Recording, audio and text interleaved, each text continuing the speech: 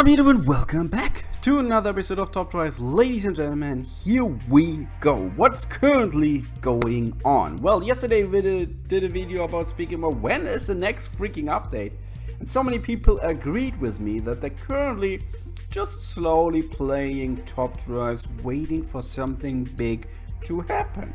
The good thing is, whenever you play slow, whenever you just like basically have no big focus, you can focus on a little bit your garage, find out, do a little bit of the cleaning, feeling okay, those cars I never use, those cars I use, and so on. So because you're not in a rush to do anything else right now, you're just playing the events here back and forth. This is what I do. 959 Dakar prelims, Mercedes mid-range, water hazard, all of those I just play a little bit. 959 actually 12 to 6, doing not too bad here. This is what I came up with, but in this event I'm actually using the McLaren F1 GTR short tail, and this brings us to the topic of today's video, which is maxing out legendaries. Maxing out legendaries, let's have a look. I do have currently 22 legendaries. Let's not sort them at all. I do have a maxed out Bugatti Veyron, which I would change later to a 233, because the 233 gives me actually a flat 2 seconds on 0 to 60. We'll do that later once we can do that. Then I have a maxed out Ford GT. I'm actually happy with this. Some people tell me like, oh, 233 or so might be better. I must say I never really experienced anything bad with this car at all yet. I might as well do a second one with this one. Here we have another Ford GT. Then we have, I mean, maxed out. That's no, we have one more maxed out, which is R390 GT1 road car. That's a 233. Amazing mid-range. I really like this car. I do have a second one of it, but I don't know if it makes sense to actually drop in a couple epics in this one. I do have some preferences. Like, if I look at it, absolutely not so much interested in the AMG SLS Electric. The Lotus XTHS is like one of the worst legendaries out there, I would say. I say like this, I'm just dropping it there. Then the X5M is good, but the other one is a little bit better in the M category. The Bentley Ben Tiger is, bad mid-range. The high top speed kinda saves it a little bit. I was using it actually, not too less, I would say. As you can see here, 222 races, 80% win ratio is not too bad. One day, but it's not really my main priority. Looking then, Nissan R390, but then we have two Dodges. The Viper ACR and the SRT Viper.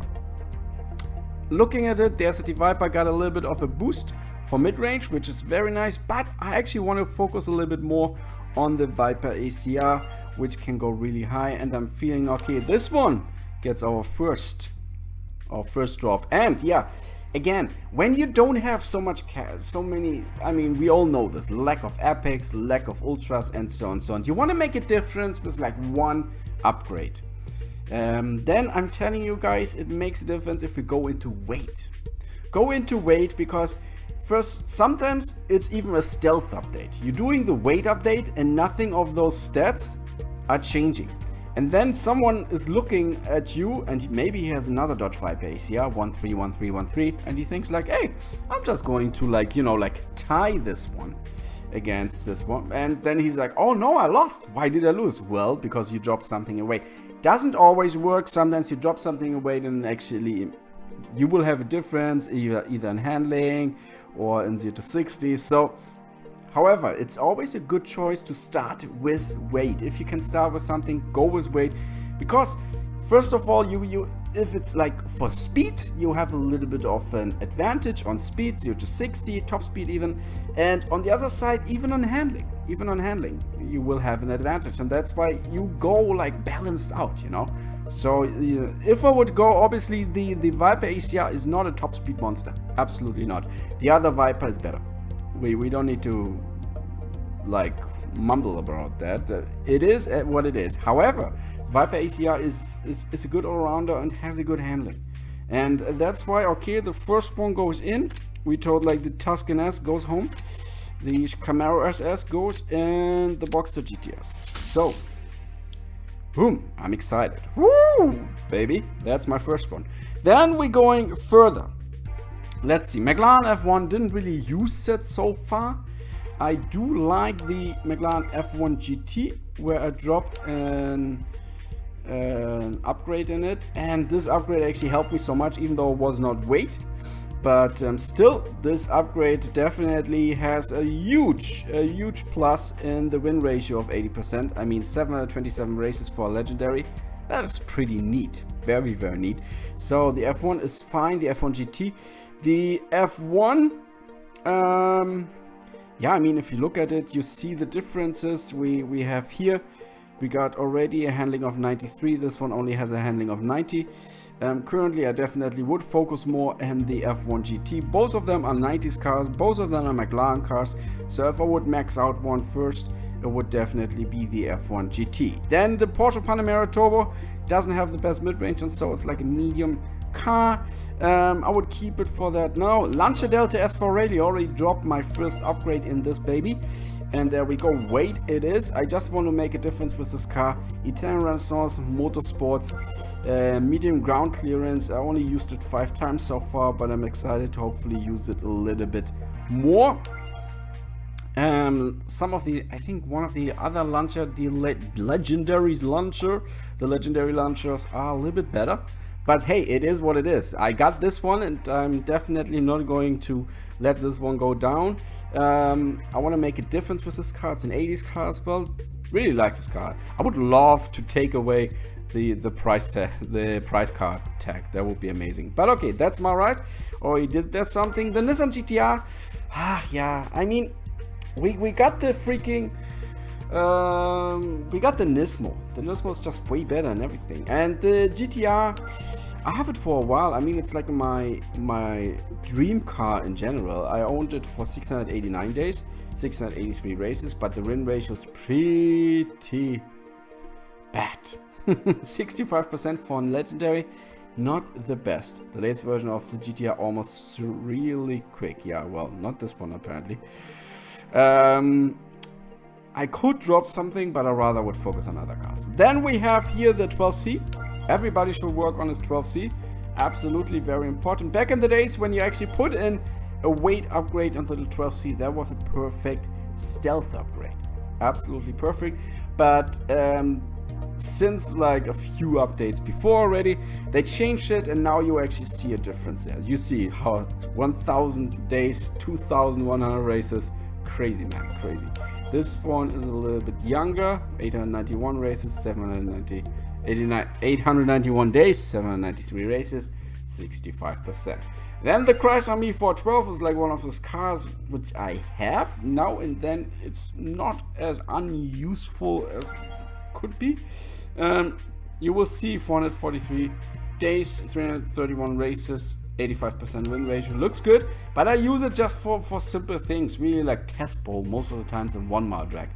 Those are the 2 things I'm using it for, and for that you see it's winning many times, so I don't really feel a need in dropping in any upgrades right now, any fuses. Rather focus on other cars.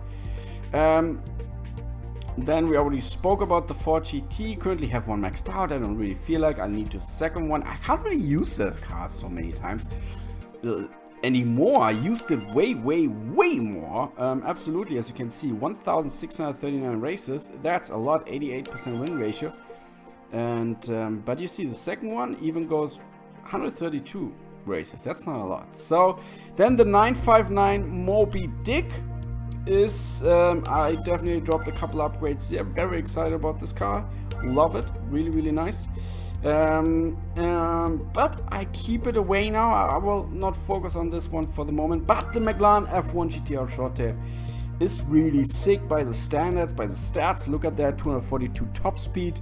We got 2.8 seconds with 1695 handling. Great exhibition tag. Slick tires, unfortunately, but hey, yeah, they need to put in something there. It's a price car, but I want to drop in an upgrade. I want to make a difference with this car. So the Jaguar is going because we don't need you, my friend. The S5 is going, and the 718 Boxster S is going as well. Bye bye, my friend. There we go. If you think about how did he just drop those epics in it, Some of them were already a little bit upgraded. Nothing further than 1.3, don't you worry. No ultras have been hurt during this video, don't you worry. I did a video on this one already a few days ago about what, kind of like an epic garage review.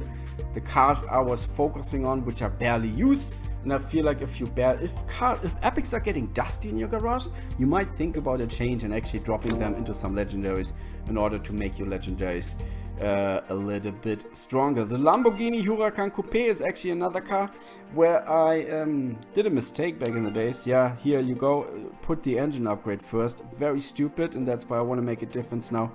And actually, now's the question. Actually, I put in an engine upgrade. I could as well go and put in a chassis upgrade now. So we go a little bit speed and we go a little bit chassis, because I want to go and make, no, the Bentley we keep for now. But we do have this one, which we never used really.